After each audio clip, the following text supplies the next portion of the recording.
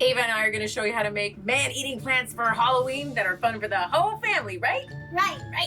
Ah.